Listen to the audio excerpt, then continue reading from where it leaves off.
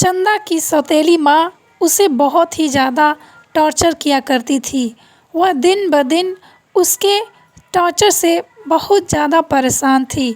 वह घर के पूरे काम उससे करवाया करती थी, अपनी बेटी से कुछ भी नहीं कराती थी। चंदा फूलपुर गांव में अपनी सौतेली माँ मीना के साथ रहती थी। उसकी बहन का नाम सुरेखा था और उसके पिता का नाम मुकेश था। चंदा की सौतेली माँ एक दिन चंदा को कपड़े धोने के लिए बोलती है। चंदा कपड़े धो रही थी, तभी वह ढेर सारे कपड़े और लाकर उसे दे देती है धोने के लिए। चंदा धो रही थी, तभी उसकी बहन आती है, बोलती है, माँ मुझे भूख लगी है। फिर चंदा की माँ आती है और बोलती है, जल्दी जल्दी हाथ चला और जल्दी से कपड़ा धो, मेरी बेटी को भूख लगी है। और कपड़ा धोने के बाद जाके किचन में खाना भी तुझे ही बनाना है, जल्दी से खाना बनाकर मेरी बेटी को खाना खिलाओ। चंदा बोलती है, ठीक है माँ, मैं अभी कपड़े धोकर जाकर खाना बनाती हूँ। वह कपड़े धोने के बाद जाती है, किचन में खाना बनाती है और सबको खाना खिलाती है। हमेशा ऐसे ही होता रहता था।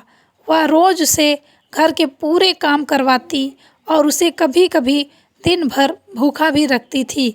यह सब देखकर उसका पिता बहुत ही उदास हो जाया करता था। एक दिन वह आकर उससे बोलता है, बेटी, यह सब मेरी वजह से हो रहा है। तुम्हारी माँ के जाने के बाद मैंने सोचा था मीना के रूप में तुम्हें एक माँ मिल जाएगी और वह तुम्हारा ख्याल करेगी, लेकिन यह तुम्हें ज़रा सा भी प्यार नहीं करती और यह सब देखकर मुझे बहुत तकलीफ़ होती है। तो चंदा बोलती है, जाने दीजिए पिताजी, माँ हैं, वो एक दिन समझ जाएंगी। मीना और सुरेखा एक दिन बाज़ार जा रही थी, तभी मीना की नज़र चंदा पर पड़ती है। वह किसी लड़के के साथ खड़ी होकर बात कर रही थी। वह लड़का बार बार उसका हाथ पकड़ रहा था। वह सुरेखा को भी दिखाती है, बोलती है, घर आने दो, इस करमजली को घर चल के बताती हूँ। जैसे ही चंदा घर आती है, वह उसका बाल पकड़कर खींचने लगती है और बोलती है, कौन वो लड़का था जिसके साथ तू बाज़ार में गुलछर्रे उड़ा रही थी, बता कौन है वो लड़का।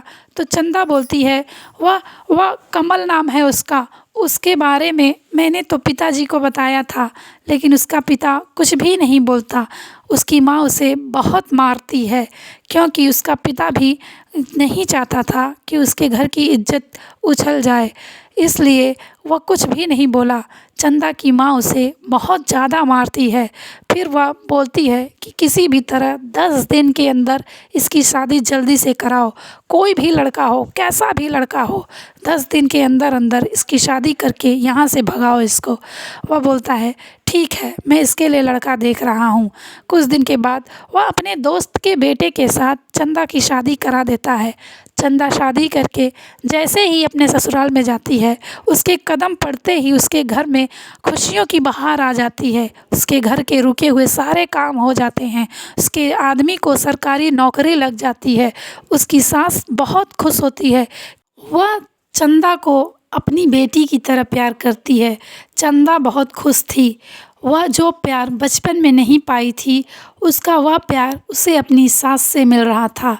कुछ दिन बाद उसके पिता उससे मिलने के लिए उसके घर आते हैं और वह अपनी बेटी सुरेखा का कार्ड लेकर आए थे। तो चंदा के आदमी बोलते हैं, ठीक है पिताजी, हम लोग शादी में ज़रूर आएंगे। तो जैसे ही चंदा के पिता कार्ड देकर घर आते हैं, तो मीना बोलती है, दे आए कार्ड, उस करमजली को कार्ड दे आए। मैंने तो मना किया था कि उसको मत बुलाओ, लेकिन तुम्हें ही बहुत शौक़ था कि नहीं हमारी बेटी ज़रूर आएगी, चलो जाने दो, आने दो उसे भी। तो जैसे ही शादी का दिन आता है और शादी के दिन सुरेखा मंडप में बैठती है, तो उसकी सास दहेज की और मांग करने लगती है और बोलती है कि अगर दहेज नहीं दिया आप लोगों ने तो यह शादी नहीं होगी। वह अपने बेटे को बोलती है, मंडप से उठ जाओ। तभी अचानक एक बड़ी लंबी गाड़ी आती है। सब लोग देखने लगते हैं कि कौन आया है गाड़ी से। गाड़ी से जैसे ही चंदा उतरती है, सबकी आंखें फटी की फटी रह जाती हैं चंदा को उतनी बड़ी गाड़ी में देखकर और उतने सारे जेवर पहने हुए और उतनी महंगी साड़ी पहने हुए। चंदा आते ही अपने गले का हार उतारकर लड़के के गले में डाल देती है और उसकी सास से बोलती है कि आपको दहेज चाहिए था ना, कितना दहेज चाहिए, 1 लाख, 2 लाख, और यह हार मेरा पूरे 10 लाख का है और आप चुपचाप शादी करो, नहीं तो पुलिस को बुलाने से पहले जितना यहाँ खर्चा हुआ है और जितनी बेइज्जती हुई है सब कुछ सूद समेत वापस कर लूँगी, तब पुलिस को बुलाऊँगी। इस तरह से सुरेखा की शादी चंदा की वजह से अच्छी से हो जाती है। उसकी माँ चंदा से माफ़ी मांगने लगती है। चंदा बोलती है, अरे नहीं माँ, आप तो माँ हैं, आप माँ हैं, माँ माफ़ी नहीं मांगती। माँ को गले लगाया जाता है और दोनों गले लग जाती हैं। इस तरह कहानी ख़त्म हो जाती है। अच्छी लगी लाइक, कमेंट और सब्सक्राइब कीजिएगा।